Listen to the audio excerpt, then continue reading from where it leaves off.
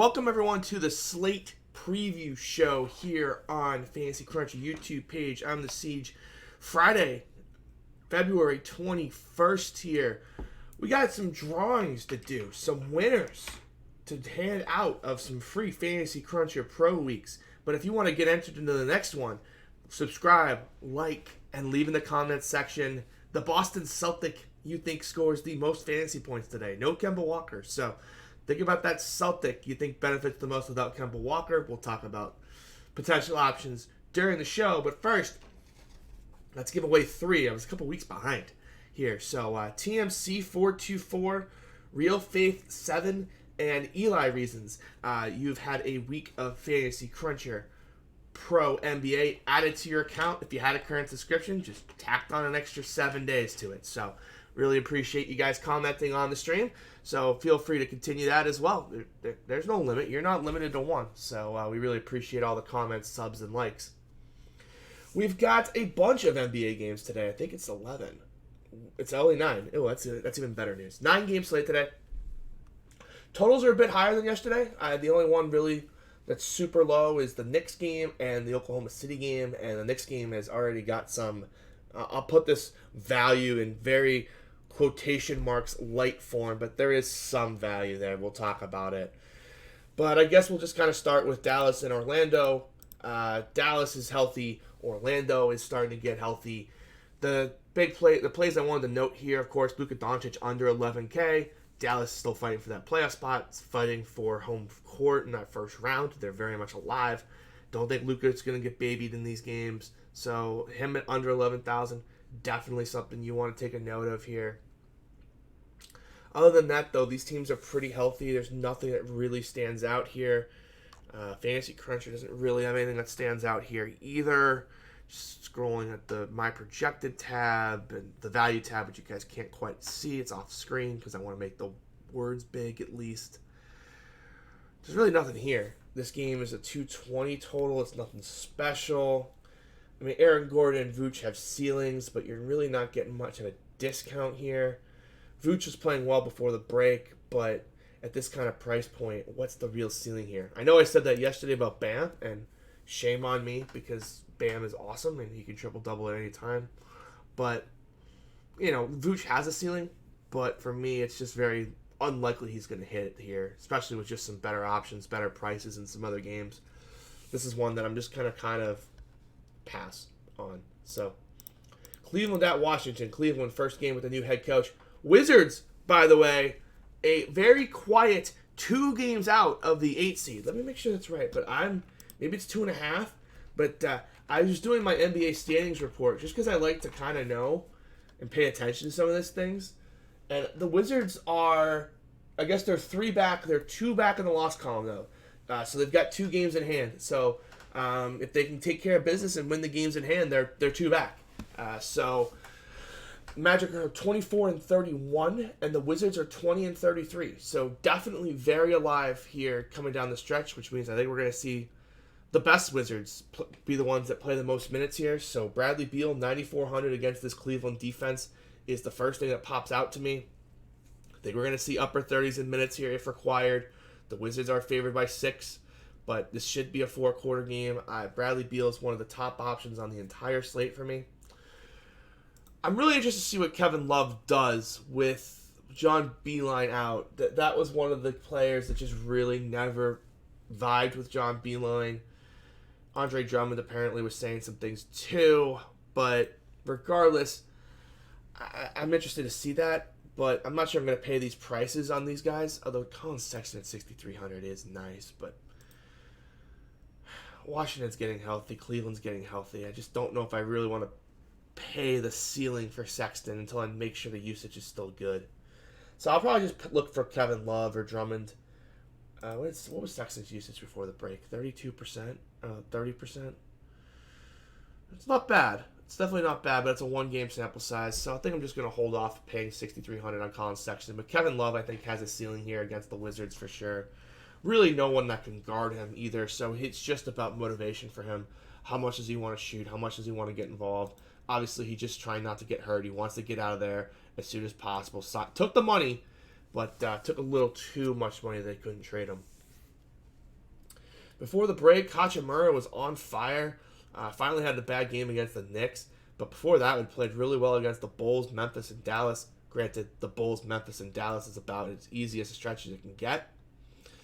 But I do want to point out that Bertans is still waiting in the wings. He's 5,500. And the Hachimura is going to have that really bad game, and Bertans is going to get to 32, 34 minutes. And, at that point, he can really go break a slate. So that's just something I want to point out. I mean, I don't know when it's going to be. It's hard to project. There's really nothing to suggest when Rory Hachimura is going to play good or bad. But I did just want to point that out, that there is a lot of ceiling there at 5,500, but good luck figuring out when it's going to happen. We got to see the status on Thomas Bryant and Mahimi. They're two of the actual true questionable players on the slate today. So we'll have to see the status on them. If they were to miss, Mo Wagner would become a very good value option at... Where is Mo Wagner? Where'd you go? 4,400. That'd be a little too cheap if those other two centers miss. Honestly, even if one of them misses, I think Mo Wagner at 4,400 becomes a good value. Wouldn't sleep on Mahimi too if Thomas Bryant misses and he goes. 3,700 for him. He did play big minutes, heading into the stretch. 24 and 30 minutes. The price is still free, so I don't hate that at all. And he was in foul trouble to boot in this game. So I wouldn't hate Mahimi if Thomas Bryant's out, but if all three play, really can't go in any direction. In terms of the other Wizards off the bench, right now they're not acting like a playoff team. Like they're playing Jerome Robinson some minutes, who's, first round pick a couple years ago, no reason not to try. But they're still playing 11 players. So it's really tough to trust anyone other than Bradley Beal. I don't hate the idea of Ish Smith. I'm just trying to figure out where he went. Ish Smith, 4,800. So I don't hate the idea of Ish Smith. Played 28 to 30 minutes, and if they decide to try to go get this 8 seed, then he might even sneak a little bit higher. But again, this isn't a core play. It's just when you see a matchup against Cleveland and you see a 236 total, you just really want to get players in that game. But right now, the Wizards bench, we're heading into the break, I'll say. The Wizards bench was a little wide. I could definitely see the front office going to the coaching staff during the break and being like, hey, I understand we told you to develop some guys, but, we're in this thing. We're only 2 out. Let's try to go get it, especially with Cleveland to start. You can pick up a win right away, and then you're 2.5 out. And, especially against Cleveland, like, this is one you kind of just have to have. And if Orlando loses to Dallas, then it's 1.5, and then you're really in it. So I wouldn't be surprised if they shorten up the rotation here a little bit for Washington today. I think that's kind of my point is I wouldn't be surprised, but it's really hard to project it because it just hasn't happened yet. Okay, Indiana at the New York Knicks. Indiana's 6-point favorites here. The injury news here is that Elfrid Payton is out and TJ Warren is a game-time decision. Let's start with the Pacers. The big news, Victor Oladipo not on a minutes limit. The price is up to 6,400. And until I see what that does to everyone else, I am completely out on this team other than Miles Turner. Miles Turner heading into the break had some of his better games of the season. Started playing those low 30s in minutes. 5K for him against a Knicks team that concedes a lot of points at the rim and doesn't really guard the three-point line all that well. Pretty interesting spot for him. There might be other centers I like a bit more, just kind of looking at the other options. Ayton is an option, although Baines is back. Maybe his minutes will finally get cut. Minnesota will have James Johnson and company. We have Gobert. We've got Anthony Davis. We've got Jonas. We've got Whiteside. So there's a lot of centers on the slate. I'm not sure where Miles Turner ends up at the end of the day. But I think he's the pacer that if I had to play one, is the one that I kind of am at least thinking about for sure. For the Knicks, Elf Payton is out, which means they're going to just give a whole bunch of guys minutes. I think you could see Dennis Smith Jr. start. I think you could see Frankie Ntilikina start. I think you could see RJ Barrett slide over and start at point guard. I think all those options are on the table. They could add someone off the bench. Again, this is another team that's been playing 11 players. Actually, that might be 12. 3, 6, 9, 12. Let's just see if that's actually what they were doing before the break.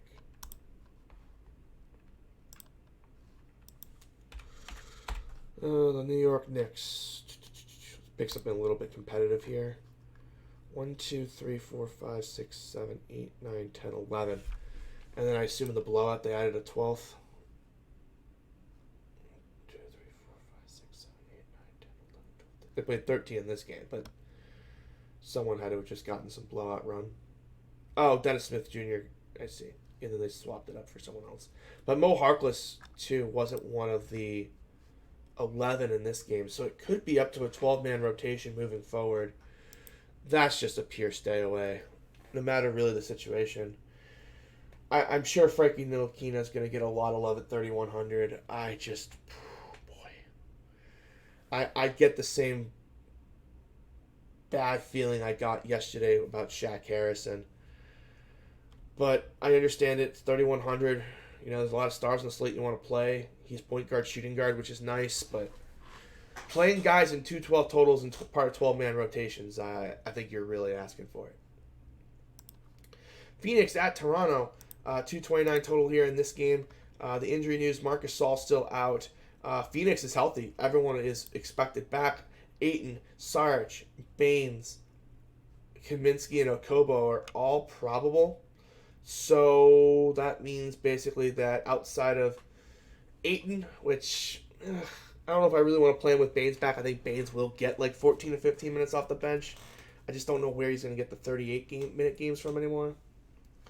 I really think Booker and Oubre are kind of the only guys I have a ton of interest in. You could make a case for Ricky Rubio, but tough matchup here against Toronto. I don't really want to go there. And Bridges was doing nice as a starter here as kind of like the fifth man, but with Sarge back, I'm just worried that he's not really going to get 32 minutes, that's going to get cut to 27, 28. So I think for me, it's really Kelly Oubre and Devin Booker, but neither one of these guys is a core option for me. For Toronto, you're paying the full price on Serge Ibaka with Marc Gasol out. Terrence Davis has been playing well. It's actually not a bad spot for him off the bench here. Especially against Phoenix. Phoenix's bench is pretty weak. Just had two really poor games before the break, which is definitely, I think, the concerning part here. But the matchup, the situation where Phoenix's bench just plays no defense, it's pretty tempting to try to get Terrence Davis back in there and what's a pretty sneaky ceiling spot. But you might just better be off playing OG Anunoby, who kind of can get off in these spots. We saw 55 points there. Just went completely bonkers here against Minnesota. Indiana, similar situation. He's flash ceiling games in situations like this. Even on low usage, it doesn't take a ton of usage for him to hit his ceiling. So he might just be the better play at 4,800. But I'm probably not going to touch Lowry, Van Fleet, Siakam, Ibaka. They're all there. Ayton is there. Baines is there. I just don't see a ton of ceiling really outside of OG and Terrence Davis in this spot. Okay, let's move on to Value Central. It's Boston at Minnesota. So we've got no Kemba Walker in this game. And Jaylen Brown, for some reason, is only 5,900. If I went to show you the Celtics points per minute with no Kemba Walker on the floor this season. Kemba.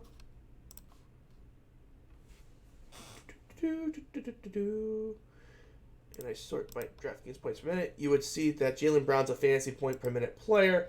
Going to play about 35, 36 minutes. That's about as good as 6x as it gets. That's neutral pace, of course. Great matchup here against Minnesota. Pace up, really bad defense. Love Jaylen Brown. He'll be very popular today. Understandably so. Marcus Smart's another good option. Gordon Hayward, I think, is a good option. He really hasn't flashed as much ceiling as he was earlier heading into the break before that huge couple games in. We'll see if he can continue it. If he can keep this up, this would be good. This is what he was doing earlier in the season, so I'm looking forward to seeing if he can keep that up here. But I'm going to play him. I think he's definitely in play, but I want to point that out that, he was a little hit or miss before that little hot streak before the break. And Jason Tatum, what he did in that game against the Clippers was fantastic. I'm a huge Jason Tatum fan. It's just tough for me to play him as the most expensive option here, but he definitely has ceiling at 7,800. We just saw it in that Clippers game. I know that game went to overtime, but he was well on his way to crushing even before that point. So, And we've seen it in regulation games against the Magic, and he's got ceiling for sure, especially with Kemba out. But for me, I would rank them Jalen, Hayward, Smart, Tatum, if you had to ask me what the top 4 were. Is Cantor still out? Where's Cantor? No, okay, he's just down here. Tyson Cantor still splitting the center minutes. You know, it's really tempting to get Cantor in here, especially against Minnesota when their backup center is... who's that bomber? Naz Reid, who just can't play any defense, but just so hard to hit a real ceiling in only like 20 minutes. God, I would love to get it like another 26-minute game out of nowhere. For Minnesota, this just quickly Russell's been a player that's been pretty hit or miss against the Celtics in his past. It's all about whether the screening game can work. And without Cat there, I'm worried that he can't get around the screens. Celtics are a very switchy defense, very tall. I really have no interest in Russell here. This is the exact opposite matchup that he should kind of profile well in. So the question is just, is there a Timberwolf I'm going to run this back with? And there's options, but I'm not sure exactly how high up of the final chain these guys are going to get. Like, I like the idea of James Johnson against the Celtics. Played 32 minutes. You know, but it was all blocks and steals, and that's always concerning. But I also know that James Johnson, like, if he gets his shot going, has some ceiling in that department too. I really like the idea of James Johnson. I'm just not sure I'm going to get there. And I think that might be a mistake. Like, I maybe should be playing James Johnson in this spot. Problem is the high usage game was the one without Russell, which is the concerning part to me. Only a 15% usage rate, but it's one game. I don't want to freak out. He went 2 for 8 too. There's ceiling here for James Johnson at 4,600. I think that's a player I'm going to think about some more. Malik Beasley, I think, is probably the guy who's going to be the one who profits here from Russell struggling a little bit in this matchup, 5,400. Look, the matchup against the Celtics isn't good, but I just believe in Malik Beasley. I think he's really good. Now, is he going to shoot this well from the perimeter the rest of the way? No, he's not going to do that. But he doesn't really need to pay off this 5,400 price.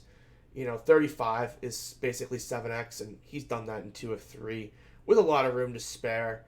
I think that he's going to draw the secondary defender. I think Smart will be on Russell, and that would really leave Beasley on, you know, a good defender in Jaylen Brown, don't get me wrong, but a defender you can put up some points against. So Beasley, I think, is the one that I feel most confident running it back against.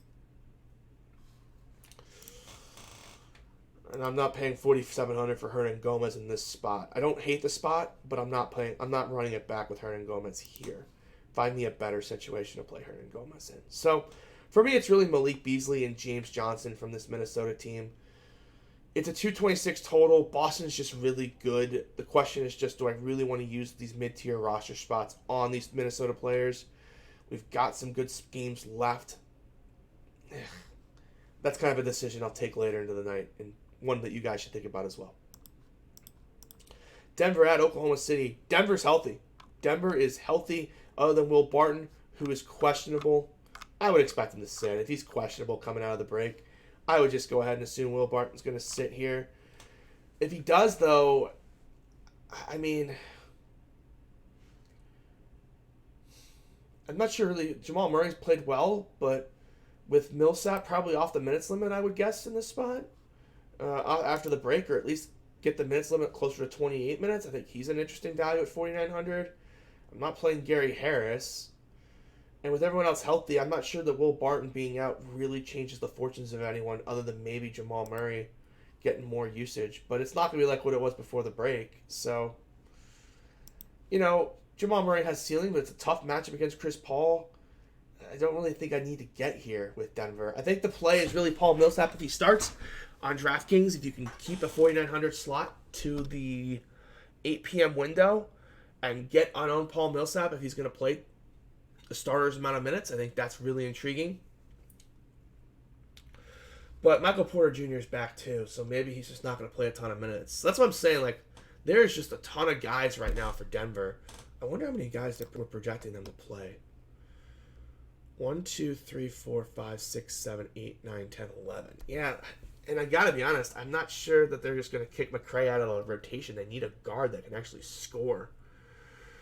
So yeah, I think this might be right. I think we're gonna see 10, 11 guys here for Denver, especially as they try to figure out who they want to play moving forward. So a tough situation for me to really get excited about Denver in this spot, especially in kind of a pace down spot. For the Thunder, when Chris Paul, Shai Gilgeous-Alexander, Gallinari, and Schroeder are all healthy, it's really tough for me to get to them. But they really are tempting me with the pricing today, at least. Shai at 6,400, he was a player that, end of January was 7,800. Nothing's really changed from that point, other than he just hasn't had the monster games. So he's an interesting option. Schroeder at 56, kind of the same deal. But with all four there, I'm just not sure how I'm going to get to these guys. Maybe if I was playing 150, they would be guys that would make a few teams. But, I'm not doing that today. So I just don't really see how these guys are going to make teams. That being said, though, if one of the four, gets ruled out later due to an injury, then yeah, I would definitely have interest in all the others very quickly. San Antonio at Utah. The boss man going to be at this game in Utah tonight. It should be a good basketball game. Utah favored by 7, 224 the total. Mike Conley's out. That's the injury news from this game. Doesn't really change a whole lot for me. On the Utah side, Bogdanovich has a ceiling, but when's he going to hit it? Your guess is as good as mine. Donovan Mitchell really just hasn't flashed a ton of ceiling this season, and I know I just said that about Bam, but this is really true. And I'm not sure, given the talent around him, he really can do it all that often. So Donovan Mitchell's a player that I'll probably just take a pass on. If all the value dies, we have Royce O'Neal, but I just don't think we're going to need him.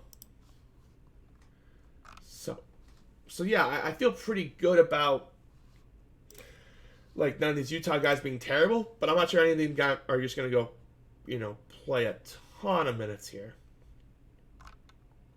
It is a short rotation, though. I will say that. It is only a 9-man, and you're projecting 6 guys for over 30 minutes, but I just don't know. Bogdan is probably the closest I would come to playing a guy. Clarkson at 5,400 is just... he just shot the ball well before the break, and it's just tough to pay the price increase just for shooting the ball well. But if he is going to play closer to 30 minutes, there is ceiling here, but it's not sure there's really enough ceiling to justify it, unless there's a Spurs player I want to play. Ooh, DeMar DeRozan at 6,800 is very tempting. Ooh, that is very, very tempting. That's a little cheap here. I know it's a tough matchup in Utah, but they are rested. Been in Utah a while, should be acclimated to the weather, or to the altitude. Wow, even LaMarcus at 71 is an intriguing option as well. I think the Spurs studs are a little too cheap here, personally. This is a team that they're going to have to play big against, at least at center. Well, maybe if they go small, Aldridge can get whatever mid-range jump shots he wants against Gobert. So there's definitely ceiling here from Aldridge at 71, DeMar at 68, kind of a similar situation if he decides to just settle in the mid-range and take those jumpers. Everyone else on this team, there's ceiling if you can have the Magic 8 Ball to Pop's magical rotations. I don't own that Magic 8 Ball. I wish I did. So I'm not going to really touch any of these other guys. DeJounte Murray's probably the closest to one I would touch. But again, he just doesn't play any minutes with Derek White. And it's just so frustrating. They played 4 minutes in a game, and it's okay, cool. But if they just played together more often, I think they'd be better.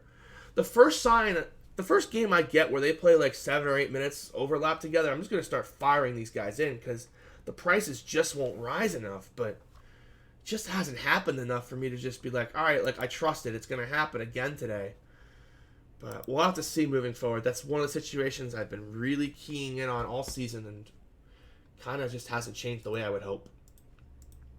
Memphis at the Lakers. This is Memphis coming off a really hard, tough loss last night in Sacramento. They just played terribly for the first 3 quarters and did what a playoff contending team should do. Try to steal the game at the back end. Wasn't quite able to do it. I think the player that's going to stand out today is DeAnthony Melton. He shot lights out last night. That's not going to happen moving forward, but I think his 23 to 24 minutes are secure, especially against a Lakers team that's going to play a lot of three-guard lineups. If they can get slow-mo off the floor, I think Memphis is quite okay with that. It is a back-to-back. If things get out of hand, the bench unit will close. A lot of ways for Melton to pay off this 4K price tag. Same with Brandon Clark. Similar situation. Can close if the game's going well. Can run some garbage time if it's not. Now, again, he was just shooting really well before the break, but again, he is a player with a lot of ceiling. Maybe not the worst combo, Melton-Clark, if you're looking to try to do something a little different. Or maybe just a late slate combo as well. Lakers, nothing's really changed here. You got Anthony Davis, you got LeBron, and then you got the magic 8-ball of players off the role players. If you know which one's going to go off, please feel free to let me know. I would like to know, but they have all the usage on this team. The only other guy over 20% usage is Kyle Kuzma, and he just doesn't play a lot of minutes. So it basically just is the Anthony Davis and LeBron James show. The price on these guys are fair. I'm not desperate to play them, especially because I'm not sure the game's going to be competitive. But I don't hate it. But I just like the studs in the next game better. Let's get to that game. It's New Orleans, and it is the Portland Trailblazers. These teams are fighting for a playoff spot. This is a game where I think all the starters are going to play huge minutes. Coming off the break, this is a kind of a must-win game for Portland. Portland is, where do we got here? 3.5 back of Memphis. The Pelicans are 5 back. Both these teams have to have this game if they're going to make a run. 6-4 in their last 10. This is just a game they've got to have if they want to make a run at it. So I think you're going to see big minutes from everyone. I love Ingram. I love Giroux. Zion at 8K is probably a little rich for my blood. But give me Giroux at 7,300. He's just the focal point of the offense. Can triple-double at will. I love this spot for him. I know Ingram hasn't played as well or as consistent with Zion back, but the ceiling's still there at 6,800 and a 235.5 total. This kind of reminds me of the Memphis-Sacramento game last night. Now, hopefully we don't get Harrison Barnes and Kent Bazemore combining for 40 real-life points or some nonsense, or 50 real-life points. I think that's what it was, 50 real-life points between Kent Bazemore and Harrison Barnes. That one's going to take a couple days to believe actually was real and not some sort of nightmare. But these guys are just too cheap for the minutes that they just have to play. Lonzo Ball, similar situation. I just love it. Derek Favors off the bench is just tough for me. I'm not sure he's going to get the minute ceiling, especially against a big like Hassan Whiteside. So for me, it really is the big four here, with Zion being probably the least favorite of mine from the four. On Portland, Damian Lillard's out. I'm not sure what they were thinking on the price for CJ McCollum here. I gotta be honest, it's one of the worst prices I've seen in a long time. I just have no idea what they were thinking. 6,600. I'm trying to think if there's an ownership number where I would pass. So let me just look at Portland. And I talk about this kind of stuff on my Twitch stream a lot, ownership and range of outcomes, but I'm just wondering if there is even a number where I would pass on him. CJ McCollum, 1.21 fantasy points per minute on the season with no Dame on the floor, playing 35 minutes, comes out to a projection of 44, 45. And then it's pace up, so call it 48. Yeah, that's a tough projection to fade, for sure. It's on Whiteside, obviously. He's going to be in a great spot here. Should get a little more usage, but, he's kind of going to be him. He's going to be his 17 and 17 type guy. Good chance for blocks here, too, against this team as well. They definitely do like to crash the lane a little bit. The real interesting question is, where else is the usage going to go here? So let me just take off the other guys. Collins. Who else has been ruled out of this game? Hold on. Let's see. This popped up yesterday? Here it is. Mario Hezonja is ruled out.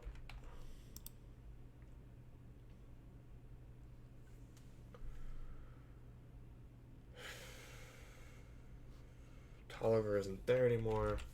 But whatever, Tolliver's not really going to change the needle. So, I mean, Whiteside, McCollum. Carmelo's a fantasy point per minute player. Ugh. If you had a camera, you'd see my face just went into my shirt. Like, I don't really want to do that. But, I mean, this team has got a projected team total of, what is that? Pelicans are favored by 5, so it's 119. 117 points. Oh, it's right there on the screen where it says Vegas points. Good job, mate. Man, I guess it's probably going to be Gary Trent Jr., huh? I know he had a couple of rough games before the break, but he was playing really well. Simons finally played well. I think I leaned Trent. Isn't this the game where Trent just went bonkers? No? Okay. I think I'd lean Trent over Simons, to be honest. But we'll have to see what the starting lineup is. If they start Simons, it's tough to trust Trent, but I really think I want to lean Trent. Trevor Ariza is an interesting option if he decides to take on some usage. He should play big minutes here, especially without Hezonja, so I don't mind him. This is probably my favorite spot for value on the entire slate. It's got a combination of things I really like. It's got guys that have to play big minutes. So, like, we are projecting 10 players to play. But look, 10, 14, 15. Like, 4 of those guys are combined to play, what is that? 29, 49 minutes combined. It's an average of 12 per player. And there's no lock that, like, these guys all play. They could just cut one of them out. And if they do, then we're starting to get to 35, 36 minutes. And I mentioned at the start, this is a must-win game for Portland. Like, if it's competitive, they're going to run the guys out. Like, I think they are going to condense this rotation. So, Portland, for me, is this game stack at the back end of the slate is probably where I'm going to spend a lot of my ownership and a lot of my time today. Like, there's definitely value plays from earlier on, which we'll recap, that I like. But highest total of the night, must-win situation, enough injuries where they can really just decide to shorten the bench. This has all the makings of a game that you really should be attacking in the game stack format. Looking at the studs that I like today, Doncic at 10-6. But that's really it. And that definitely helps me with the expensive game stack. Hassan Whiteside 9,200 would probably be like the second favorite stud for me on this slate. Top values, CJ McCollum, obviously, we talked about. Melton, we talked about. Ingram, we talked about. The Celtics centers are just tough. There's not really a ceiling there. But Simons, we talked about. Jaylen Brown. So, again, James Johnson. So, I think this is a good slate. I think that there definitely is some chalk to consider. But there's definitely some chalk you can fade, too, like the Knicks value. I don't think you need to play the Knicks value today. I would much rather go down with the Portland value ship. With that, really appreciate you guys tuning in. Reminder, please subscribe and like. And if you want to win a chance to get a free week of Fantasy Cruncher Pro, leave that username in there for Fantasy Cruncher. And then tell me the Boston Celtic who scores the most fantasy points today. Don't even need to be right. And you'll be entered in a drawing to win a free week of Fantasy Cruncher Pro. We will draw that next Friday. Actually, no, we will not do that next Friday. We will do it next Thursday on the stream. With that, enjoy your Friday. Enjoy your weekend. We'll see you next time.